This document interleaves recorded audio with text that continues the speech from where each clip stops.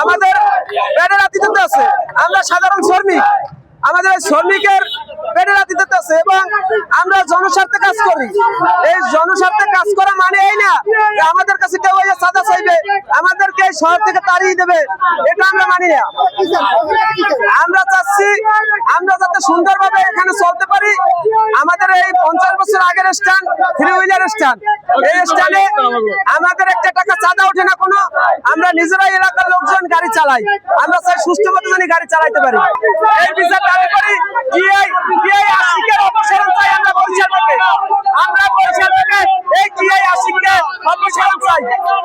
এই টিআই আশিকের অপসারণ চাই আমরা বরিশালের অটো শ্রমিক এবং থ্রি হুইলার শ্রমিকরা, থ্রি হুইলার শ্রমিকরা, অটো শ্রমিকরা এই টিআই আশিকের অপসারণ চাই আমরা।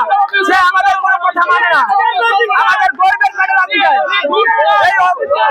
এই গরিবের পেটে লাথি দেয়, এটাই আমরা চাই না।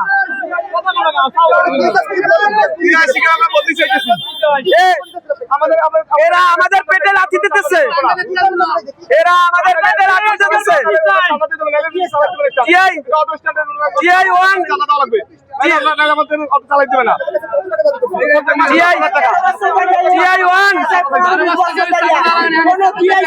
আমাকে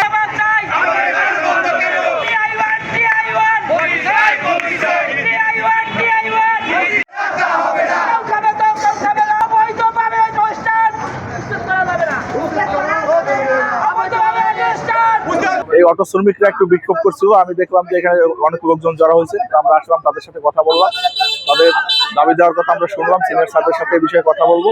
এখন আপাতত যান চলাচল স্বাভাবিক আছে, কোনো সমস্যা নেই। এই বিষয়ে আমার জানা নাই, এই ধরনের ঘটনা ঘটার কোনো সম্ভাবনাও নাই, ঠিক আছে। তো আমি তারপর সিনিয়র স্যারদের সাথে কথা বলে তাদের যে দাবি দেওয়া বা তাদের যে ক্ষোভ, এটা আমি কথা বলবো স্যারদের সাথে। না, এটা হচ্ছে মানুষের ভিতরে ক্ষোভ থাকলে এটা দেখা গেছে এটাও তো একটা গুরুত্বপূর্ণ পয়েন্ট। ওইখানে যদি ট্রাফিকের জ্যাম হয় বা দেখা গেছে যে এখানে যদি ক্রাউড বেশি হয় তো রোজার দিনে মানুষের চলাচলে অসুবিধা হয়, সেই ক্ষোভ থেকে বলছে, কিন্তু এরকম কোনো ঘটনা আমার জানা নাই।